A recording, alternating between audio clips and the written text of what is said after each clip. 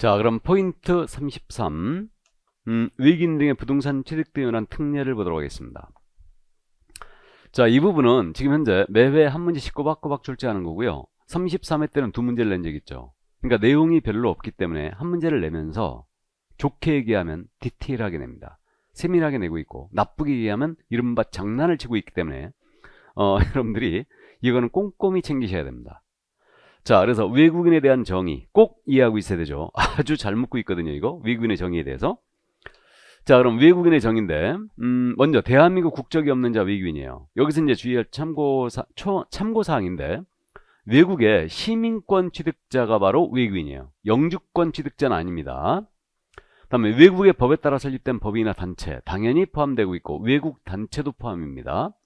그 다음에 이걸 주의해야 되는데, 내국 법인일지라도 그 사원이나 구성원이나 임원이에요. 이들의 2분의 1 이상이에요.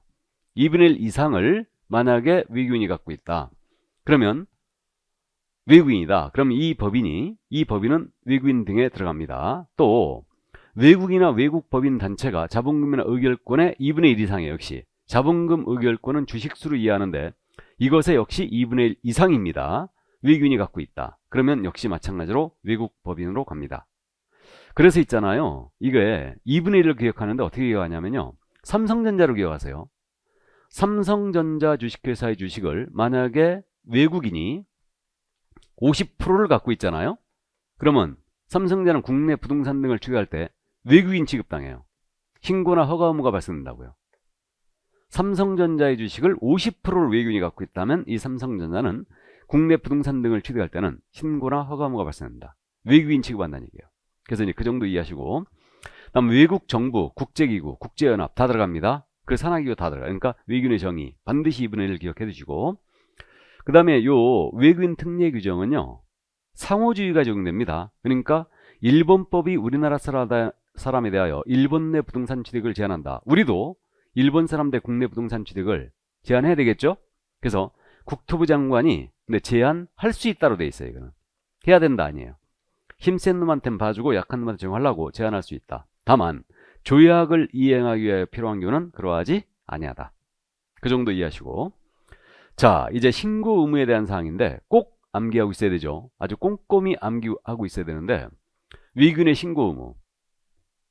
그럼 외국인이 국내 부동산 등을 취득할 때입니다. 이 부동산 등에 대한 소유권 취득이에요.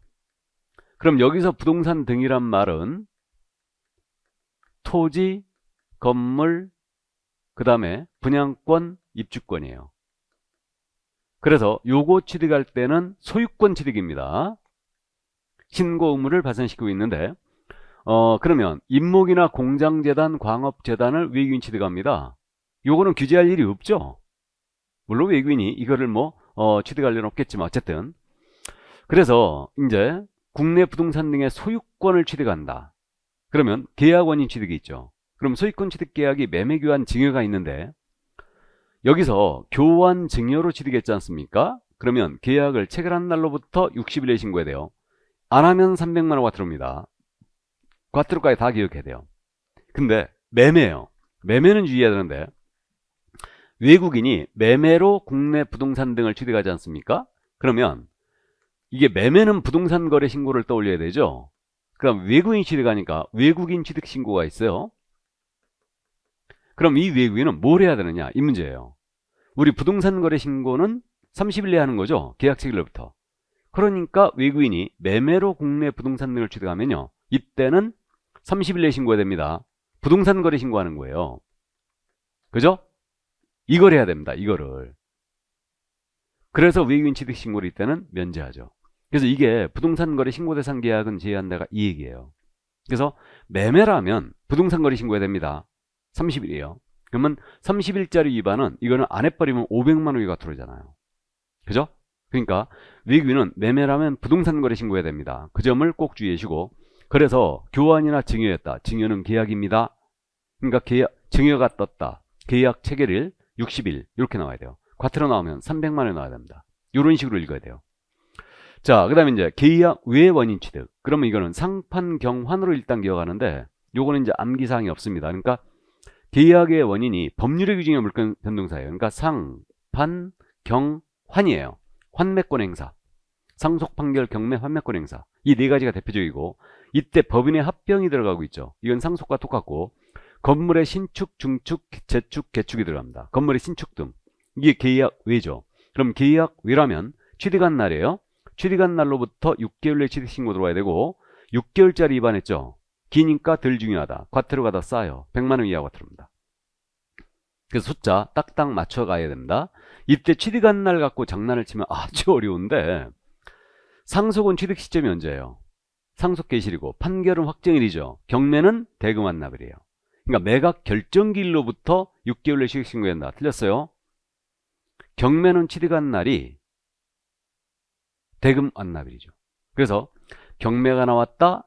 대금 완납일 또는 취득일 체크해야 되고 6개월 체크해야 되고 300만 원, 100만 원의 과태료. 이렇게 신축 나왔다. 취득한 날 6개월 100만 원. 이렇게.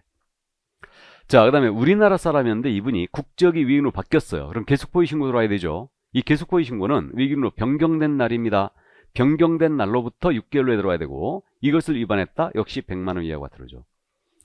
그럼 외국인 신고문은 숫자 6과 차다는 걸 이해할 수 있고 오직 계약원인만 60이라는 걸 알 수 있어요. 그래서 이 점 꼭 이해해 두시고 자, 그 다음 이제 내려갑니다. 허가 의무예요. 외국인의 허가 의무인데 외국인의 일정 지역에 대한 허가 요거 이제 취득할 때는 허가를 받고 취득해야 돼요. 그러니까 이것도 허가 대상 토지에 대한 소유권 취득할 때만 적용됩니다. 이것도. 그러면 외국인이 허가 대상 토지에 대한 지상권을 취득한다, 저당권을 취득한다, 이건 대상이 아니란 얘기죠. 그죠? 그러니까요. 이게 이제 나중에 문제풀이 하면서 여러분들이 이런 것들 스킬을 알게 되는데 외국인 딱 문제를 푸는데 외국인 특례 문제가 딱 나왔는데 여기에 권리가 소유권이 아닌 지상권이 떴다, 저당권이 떴다, 이 집은 딱 틀렸어요. 바로 X에 그냥. 바로. 그렇게 이제 문제를 푸는데 나중에 이제 문제풀이 과정에서 이런 스킬들을 제가 말씀드리죠. 중개사법은요. 스킬도 좀 필요해요. 문제를 풀 때. 그러니까 똑같은 지식을 갖고 있어도 문제 푸는 스킬이 어떻게 되느냐. 이거에 따라 결국 또 득점의 차이가 이제 발생하고 있습니다. 또 거기에 제가 또 강점을 갖고 있는 선생이죠. 또 문제풀이 스킬에. 자, 그래서 이제 소유권 취득 시 적용한다. 그러면 이제 네 군데 지역. 어느 지역이냐면 네 군데 지역을 취득할 때 군문생야예요. 그래서 이거는 군문생야로 암기하는데 군사 문화는 야생이란 뜻이에요. 군사 문화는 야생이다. 그래서 군사시설 보호구역, 문화재 보호구역, 생태용관 보전지역, 그 다음에 야생생물 특별보호구역이에요. 이 지역. 그래서 뭐 생태용관 보전지역은 여의도 밤섬 같은데, 그 다음에 또 야생생물 특별보호구역은 지리사리나 백두대간 지역, 이런 지역이죠. 그래서 이쪽을 취득할 때는 미리 허가받고 취득해야 돼요. 그러면 전통사찰 보존 및 지원에 관한 법률에 따른 전통사찰의 내지 같은 것은 아닙니다. 그러니까 확실히 암기하고 있어야 돼요. 이걸 문화재 보호구역이라고 이해하시면 안 돼요. 그죠? 사실 뭐 전통사찰은 훨씬 더 규제를 심하게 하지만 그건 이제 헷갈리니까 모르셔도 되고, 그러니까 군문생야로 암기해 주시고요. 요 지역을 취득할 때는 허가받아야 된다. 그럼 허가 신청 들어갔잖아요. 허가 불허가 처분을 15일 내에 주게 돼 있어요. 15일 내. 근데 여기는 허가의 기속성이 있습니다. 그러니까 처리기한 기억하는데 15일. 허가의 기속성이 뭐냐? 이들 지역들 지정 목적 달성에 지장을 주는 허가를 해주게 돼 있습니다. 이 규정을 왜 두고 있냐면 이건 우리가 OECD에 가입한 선진국으로서 국적이다라는 이유로 차별하면 안 되거든요. 그러니까 이제 봐라. 지정 목적 달성에 지장을 주려면 허가를 해주게 돼 있다. 이렇게 오리발 내밀라고 허가의 기속성 규정을 두고 있어요. 그 다음에 이제 허가를 받지 않으면 그럼 계약을 했다. 이 계약은 무효죠. 무효고 위반했다. 그러면 2년에 2천이에요. 2-2다. 2년에 2천. 2-2. 2천만 원 이하의 벌금이에요. 이렇게 됩니다. 그래서 이제 이 부분을 32회 때 물어봤던 거 아닙니까? 그래서 이제 이 정도 이해하시고, 자, 아마 이제 외국인이 토지거래 허가를 받았잖아요. 그럼 외국인이 토지거래 허가를 받아버리면 외국인 취득 허가를 면제합니다. 그러니까 이 얘기예요. 만약에 이 부분이 여기가 토지거래 허가구역으로 묶여있다. 근데 허가구역 안에 토지가 군사시설 보호구역이 있었어요. 군사시설 보호구역. 요 지역을 외국인이 취득한다. 그럼 이 지역은 토지거래 허가구역이자 군사시설 보호구역이니까 외국인 취득 허가 대상 지역이에요. 그죠? 그럼 이 외국인은 둘 중에 하나만 받으면 돼요. 그러니까 토지거래 허가를 받아버리면 외국인 취득 허가를 면제하고, 외국인 취득 허가를 받아버리면 토지거래 허가를 면제합니다. 둘 중에 하나만 받습니다. 근데 부동산 거래 신고는 틀려요. 매매로 취득했을 때 외국인은 부동산 거래 신고해야지 외국인 취득 신고하는 거 아닙니다. 그래서 이제 그 점을 또 주의해 주시고요. 자, 그럼 나머지 이제 절차적인 문제는 가볍게 이해를 해 두시는데, 외국인은 신고나 허가 신청할 때요, 취득 원인서를 꼭 첨부해야 돼요. 그러니까 신고 들어갈 때 취득 원인 서류, 증여라면 증여계약서, 판결하면 판결서, 경매라면 경락 결정서, 이거 첨부돼야 됩니다. 이렇게 돼 있고요. 그 다음 이제 허가 신청 들어갈 때는 계약 체결 전에 미리 허가 받는 거니까 계약서가 없죠. 그러니까 합의서 들어와야 돼요. 합의서가 들어와야 되고, 당사자 간 합의서. 그래도 이거 전자문서라는 거 되거든요. 그러면 요 서류들, 첨부 서류들 어떻게 되겠어요? 스캐닝 해갖고 전자문서로 첨부해야 되겠죠. 그럼 전자문서로 첨부하기가 곤란했다? 그러면 14일 내 우편이나 팩스로 보내주면 돼요. 그래서 전자문서로 첨부하기 곤란했다면 이때는 14일 내, 요거 전자문서 할 때 14일 내 우편이나 팩스로 보내주면 됩니다. 첨부 서면들을 이렇게 하고요. 그 다음에 당연히 외국인을 대리하는 자가 대리신고 인정이 되고 있죠. 이게. 그래서 이제 대리하는 자는 당연히 이제 위임장, 외국인의 신분증 사본을 첨부해야 되겠죠. 자, 그 다음 이제 신고 허가 내용을 지출하는데, 이거는 이제 미리 말씀드렸어요. 그러니까 그 부동산 거래 신고와 똑같은데, 외국인에게 신고증 또는 허가증이 나갔다. 신고 확인증, 허가증이 나가면 이때는 매 분기 종료한 날로부터 1개월이죠. 신고한청은 시도의사에게 내면 시도사는 이걸 쫙 모아서 한 달 내에 국토부 장관에게 제출해 줍니다. 물론 전자문 제출 가능하고요. 그럼 세종특별자치시장은 직접 국토부 장관에게 분기 종료날부터 낸다고 그랬죠. 그래서 이거는 이미 이제 했고요. 자, 그럼 절차적인 내용으로서 여기까지 이해를 일단 해 두십니다. 자, 그럼 이 정도 이해를 해 두시고요. 그래서 외국인 특례에 대한 내용 매번 출제하니까 꼼꼼히 챙겨주시기 바랍니다.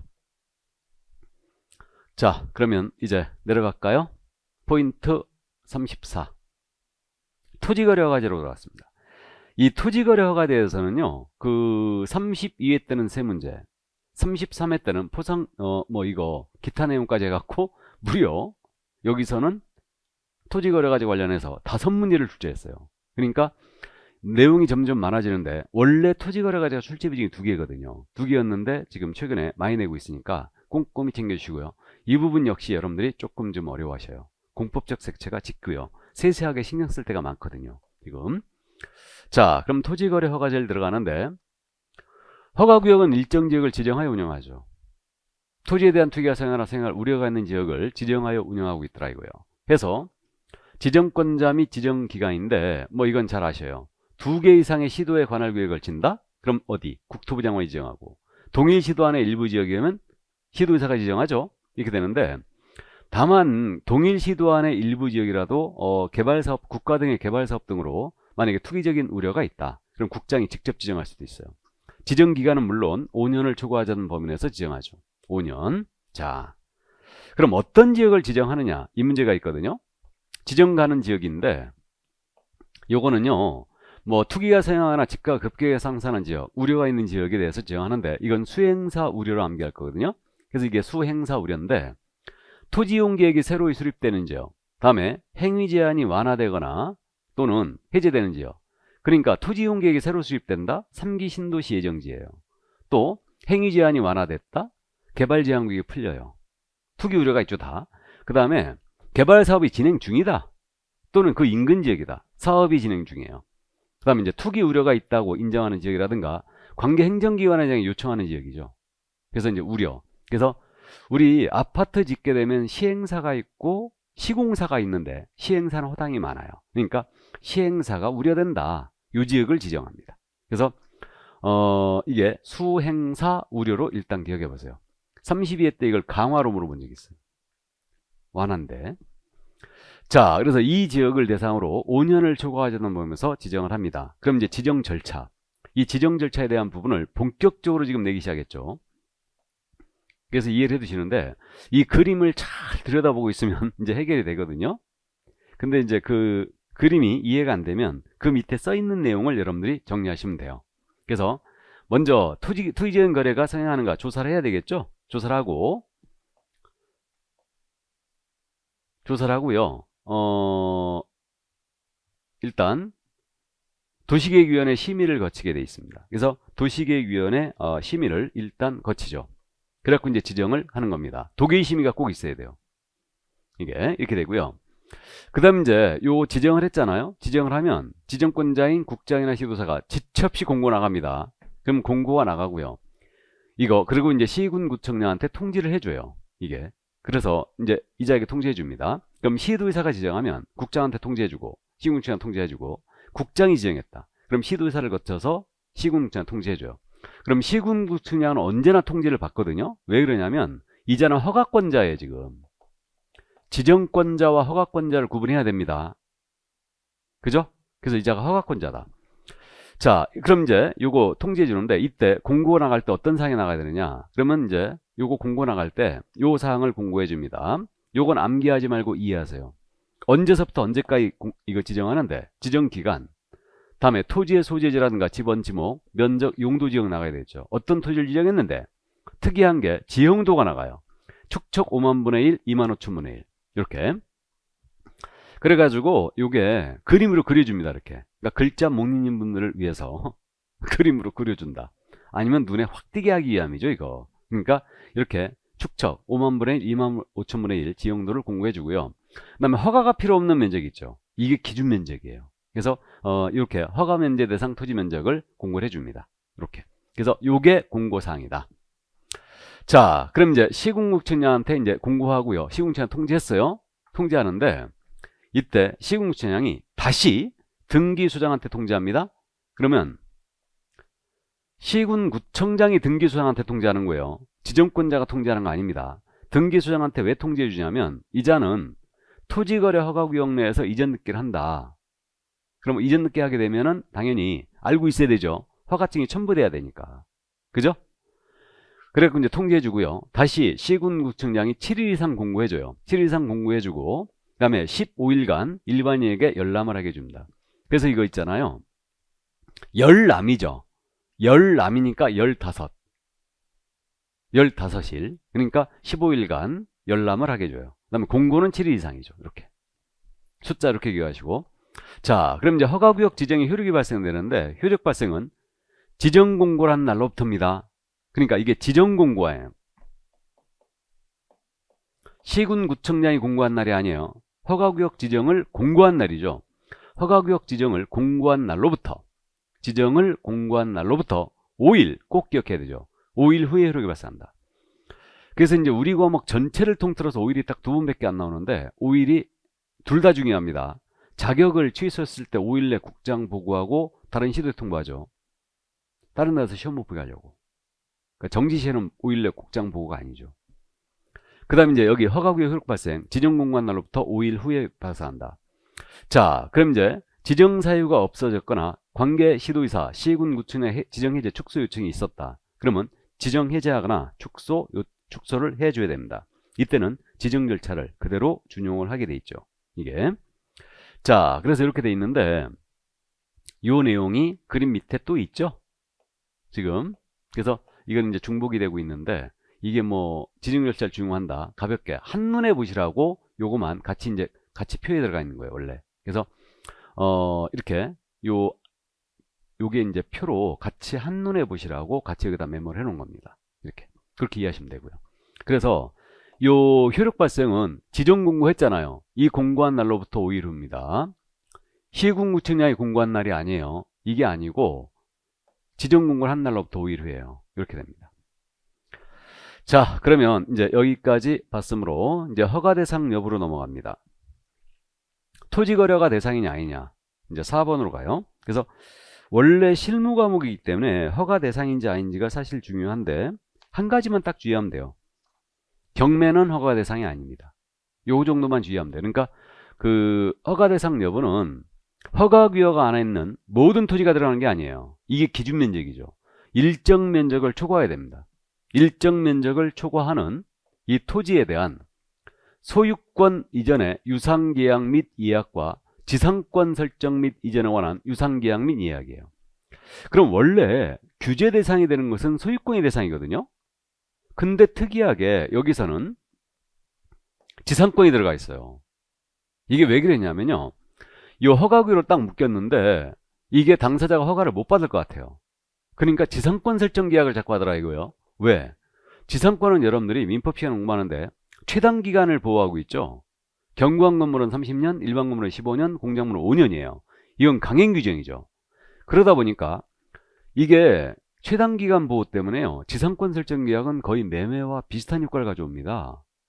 그래갖고 자꾸 지상권 계약을 하니까 지상권 설정 계약을 허가 대상으로 삼았어요. 그러니까 유일하게 지금 현재 규제 대상에 지상권이 들어가는 게 이 토지거래과제예요. 대신 유상계약이 하나입니다. 무상계약은 투기 가능성이 없다고 본 거예요. 그래서 대가를 수반하는 계약이 된다는 얘기죠. 그래서 이게 바로 이제 대상이고 예약도 대상이에요. 대밀변제약 들어갑니다.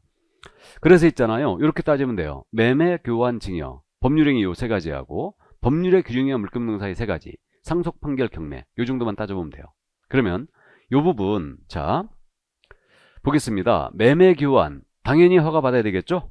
이건 받아주셔야 돼요. 그다음 대밀변제약 들어가고 판결 들어갑니다. 그래서 이제 요거 매매, 교환 들어가고 그러면 증여는 무상계약이잖아요. 그럼 대상 아니죠. 물론 전세 임차는 당연히 들어가는 경우가 없고요. 건물도 아니고요. 그 다음 이제 상속 있잖아요. 상속은 규제에 들어가는 거 없죠 또. 당연히 무상계약. 그 다음에 유증은 유언으로 증여한 걸 얘기합니다. 상속이나 유증. 당연히 이제 안 들어가고 증여 당연히 빠지죠. 이렇게 되고요. 그 다음에 이제 판결이 있지 않습니까? 이 판결은 짜고 치는 걸 막기 위해서 규제에 또 피해가는 아무것도 없어요. 판결은. 그러니까 농지를 판결로 취득해도 농지증이 있어야 되고요. 거민 대상이에요. 판결은. 또 거민도 받아야 되고. 그래서 토지거래가도 받아야 되죠. 그래야 이짓는 게 촉탁해 줍니다. 왜? 짜고 칠까봐 그런 거예요. 그러니까 허가를 못 받을 것 같으니까 소송 제기해갖고 그냥 승소해버리는 거죠. 그래가 짜고 칠까봐 판결은 규제상에 다 들어가 있고요. 자, 그 다음에 이제 경매가 문제죠. 그러니까 경매는 허가를 받지 않습니다. 이건 투기 가능성이 없다 본 거예요. 뭐 수용도 당연히 아니고요. 그러니까 입찰 방식으로 하니까 투기 가능성이 없다 본 겁니다. 그러니까 이제 허가구역 내 토지를 내가 취득하고자 한다? 허가 못 받을 것 같다? 경매 물건 찾아보면 돼요. 허가를 면제해버립니다. 경매는. 그래서 이제 그 점 이해해 주시고 공매는 공개 매각의 준말로서 한국자산관리공사가 하고 있는데 법인의 비업무용 부동산 공매, 비업무용 공매는 3회 이상 유찰됐을 때만 허가를 면제해줘요. 원칙 비업무용 공매는 특수한 매매와 똑같기 때문에 허가를 받아야 되는데 3회 이상 공매했는데 유찰돼 버렸다. 그러면 그때 그렇게 취득하면 이때는 면제를 해줘 버립니다. 자, 그럼 이제 그 정도 이해하시고요. 나머지 이제 있잖아요. 참고사항인데 국공유산을 입찰하여 처벌한다. 법률에 따른 조세 물납을 한다. 그다음에 조세 체납 처분 강제 집행을 한다.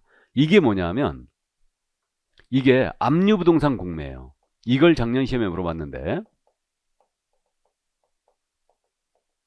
이 압류부동산 공매는 뭐냐면 이건 세금 체납했을 때 하는 거예요.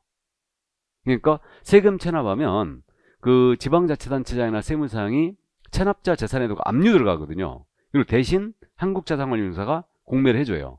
이게 압류부동산 공매인데 요건 실질이 경매와 똑같아요. 국세징수법으로 가기 때문에 그러니까 경매와 아주 비슷해요. 그러니까 이거는 경매와 똑같이 압류부동산 공매에 의한 취득은 허가를 처음부터 면제해버립니다. 근데 비업무용 공매는 원칙 받아야 되고 단 3회 이상 유찰 시만 이거 면제하고 있죠. 그래서 이 부분은 잘 안 묻거든요. 안 물었는데 작년에 정답은 물론 이게 아니었는데 그래서 이거를 가볍게 이제 건드렸어요. 그래서 이제 그 정도 이해하시고 그 다음 이제 외국인이 허가를 받았죠. 외국인 취득 허가를 받아버리면 토지거래를 면제한다고 그랬죠. 그러니까 외국인이 토지거래 허가구역의 토지를 허가 대상 토지를 취득한다. 군사시설 보호구역을. 그러면 외국인은 둘 중에 하나만 받으면 된다고 그랬어요. 토지거래 허가를 받든 외국인 취득 허가를 받든. 그러니까 외국인이 토지 취득의 허가를 받아버렸다. 그럼 이때는 토지거래 허가를 면제하죠. 이 정도 이해되세요. 자, 그 다음 이제 그 밑에 국가 등에 대한 특례 규정이 있는데 공공기관 등의 허가관지라고 돼 있거든요. 이 국가 등에 대한 특례를 얘기하는데 계약 당사자 일방이나 양쪽이 국가나 지방자치단체 공공기관이 있었어요. 그들은 허가권자인 시흥구청장과 협의를 했잖아요. 그럼 협의가 성립되면 허가를 받은 것으로 간주한다. 가볍게 참고하세요. 여기까지. 그래서 허가 대상이냐 아니냐 그렇게 이제 정리해 주시면 되고요. 자, 그러면 이제 넘어갑니다. 일정 면적을 초과해야지만 허가 대상이 된다고 그랬어요. 이게 기준 면적이에요. 그래갖고 이제 이게 작년에 개정이 되면서 바로 작년에 출제가 됐죠. 이게 걸어놓기로 물어봤어요. 그래갖고 기준 면적인데 요거는 허가를 필요로 하지 않은 기준 면적을 얘기합니다. 기준 면적은 허가가 필요 없는 면적, 이걸 얘기하는데 요 면적 이하로 오면 허가 대상이 아니에요. 그러니까 이 면적을 초과해야 됩니다. 그래서 일정 면적을 초과하는 그 토지에 대한 허가구역 안의 토지에 대한 소유권, 지상권, 유상계약 및 이야기 대상이라고 그랬죠. 일정 면적을 초과해야 된다. 그래서 이제 이 면적 이하로 오면 허가할 필요가 없는데, 이게 도시지역과 도시지역 외로 나눠져 있는데, 도시지역은 여러분들이 잘 아시거든요. 주상공록이라는 거. 주상공록 미지형 지역이 있죠. 그럼 숫자는 주거지역에 있는 허가구역 안의 토지라면 60제곱미터 이라면 허가할 필요가 없어요. 그래서 60제곱미터, 상업지역은 150, 공업지역은 150, 녹지지역 200, 미지형 지역은 60인데 이게 60, 15, 15, 260으로 기억합니다. 60, 15, 15, 200, 60. 앞뒤로 60이고요. 주상공록미 앞뒤로 60이고 15, 15, 200이에요. 그렇게 기억하세요. 앞뒤로 600이고 15, 15, 200. 그래서 요거는 암기사항을 저기다 쓰기가 좀 곤란해서 그냥 제가 이거 강의하면서 정리한 겁니다. 그러니까 60, 15, 15, 260 이렇게 이제 기억하세요. 자, 그럼 요렇게 숫자 도시지역은 기억해 두시고요. 그 다음에 도시지역 밖에요. 여기는 250제곱미터라면 허가를 필요가 없는데 농지는 조금 더 크게 해야 되니까 500, 이면은 대규모로 벌여야 되니까 1000. 이건 배수로 가고 있죠. 250, 500, 1000으로 갑니다. 이 이하로 오면 허가할 필요가 없어요. 이게 기준 면적이에요. 다만 허가구역 지정권자가 지정을 하면서 이걸 10%, 줄일 때는 10%, 늘릴 때는 300%까지 조정을 할 수 있어요. 그러니까 주거지역이 60이 기준이잖아요, 지금. 그럼 줄인다? 그러면 6제곱미터 초과하는 거 모두 허가받아라. 이렇게 할 수 있고, 다음에 늘린다? 180까지 늘릴 수 있죠. 3배까지, 300%니까. 180제곱미터 초과하는 걸 모두 허가받아라. 이렇게 할 수도 있어요. 그래서 이렇게 되고요. 그래서 요점 10%, 300%까지 조정할 수 있다는 거 이해해 주시고, 또 한 가지 주의할 점이 그거예요. 지금 도시지역은 기준 면적이 용도지역으로 가고 있죠. 주거지역에 있느냐, 상업지역에 있느냐. 그죠? 용도지역으로 가고 있고, 그러니까 지목과는 도시지역은 전혀 관련이 없어요. 그죠? 근데 도시지역 밖은 이게 지목으로 가고 있죠. 지목이 농지냐 임야냐. 그죠? 그래서 이 부분 아주 잘 묻는데 이해를 꼭 해두시는데, 녹지지역 내에 있는 농지로서 면적이 만약에 300제곱미터인 경우는 토지거래 허가를 받을 필요가 없다라고 냈어요. 그러니까 허가구역 지정권자의 다른 정함이 없는 한 녹지지역 내 농지로서 면적이 300제곱미터 이하인 경우는 토지거래를 받을 필요가 없다. 틀렸어요, 이거. 허가 받아야 됩니다. 지금 농지에 현혹되면 안 되고요. 녹지지역이었죠, 녹지지역. 녹지지역 기준이 200이니까. 그럼 300이라면 허가 받아야 됩니다. 그러니까 요걸 꼭 주의하고 있어요. 그러니까 도시지역은 용도지역으로 가고 도시지역 밖은 지목으로 간다. 농지냐 임야냐. 그 점을 이해해 주시고, 그 다음 이제 면적 산정에 대한 특례가 나오는데, 요거는 이른바 이제 면적 가지고, 기준 면적 가지고 꼼수를 부리는 걸 막기 위해서 요 기준을 두고 있죠. 그래갖고 일단의 토지입니다. 그러니까 이제 그 일단의 토지라는 것은 한목적으로 여러 필지를 쓰고 있는 거예요. 그럼 예를 들어서 그거죠. 필지가 세 필지가 있어요. 그래가지고 이게 1번지, 2번지, 3번지인데 이게 만약에 상업지역에 있었다. 근데 여기가 허가구역으로 묶인 거예요. 면적은 1번지도 150, 2번지도 150, 3번지도 150. 이걸 공장용지인데 전부 다 갑이 소유하고 있어요. 일단의 토지를 공장으로 쓰고 있습니다. 근데 허가구역으로 묶이자 이걸 갖다가 3번지에 대해서 갑이 을한테 파는 거예요. 그럼 150이니까 다른 정함이 없는 한 상업지역이라면 허가 대상이 아니죠. 상업지역은 150제곱미터 초과해야 되잖아요, 지금. 그러니까 딱 150이니까 허가를 안 받았어요. 허가 필요 없거든요. 근데 이 갑이 2번지 토지에 대하여 1년 내에 또 파는 거예요, 이거. 일부에 대해서. 일단은 토지 일부에 대해 1년 이내에 다시 2번지를 파는 겁니다. 그럼 이제 전체에 대한 거래 보겠다. 느낌 딱 오시죠? 쪼개 팔고 있는 거예요. 허가를 피하기 위해서. 그걸 막기 위해서 이렇게 일단의 토지 거리 1년 내에 다시 거래한다. 전체를 보겠다. 그럼 기준 면적을 초과하면 이때는 허가 대상이 되는 겁니다. 그 다음에 이제 분할 거래예요. 그러면 이제 이거죠. 허가구역 지정할 당시에 기준면적을 초과했어요. 그러니까 이제 농지를 예를 드는데 도시역 밖에 800제곱미터 했거든요. 이게 허가구역으로 묶여버렸어요. 근데 딱 묶였는데 이걸 허가구역 지정된 다음에 분할하는 겁니다. 그러니까 400제곱미터, 400제곱미터로 분할해갖고 팔아치우는 거예요. 그럼 최초의 거래는 기준면적을 아예 초과하는 걸로 보겠다. 이때 이 분할이 공공사업으로 분할하는 거예요. 이때는 예외겠죠. 그러면 분할하지 않고 지분으로 거래한다. 그럼 그것도 기준면적을 초과하는 것으로 보겠다. 그러니까 꼼수 부리는 걸 맞는 거예요. 그러니까 가볍게 참고만 해두세요. 이거는. 예. 자, 그럼 이 정도 면적 산역에 대한 특례까지 다 살펴봤습니다. 그러면 이 정도 이해하시고 이제 넘어갑니다. 이제 토지거래허가 절차거든요. 그럼 이 토지거래 허가 절차에 대한 부분인데 요거는 허가 신청 들어갔어요. 그러면 허가 신청 들어가면 요거 그림을 잘 보고 계시면 되는데 그림을 허가 신청 들어갔습니다. 이거는 당사자 공동으로 신청합니다. 이때 주의할 점은 우리 개공한테는 허가 신청 의무가 없죠. 그죠? 허가 신청 의무가 없어요. 그래서 공동으로 당사자가 허가 신청해 줘야 되고 당사자에게는 공동 신청 의무가 있는데 개공은 허가 신청 의무 자체가 없다. 주의해야 됩니다. 그러니까 역시 중개거래일지라도 당사자 공동 신청한다. 그럼 관할은 토지 소유 관할 시군 구청장의 관할이고요. 이자가 허가 신청이고 이때 주의할 점은 토지 이용 계획서와 취득자금 조달 계획서가 꼭 들어와야 된다는 거예요.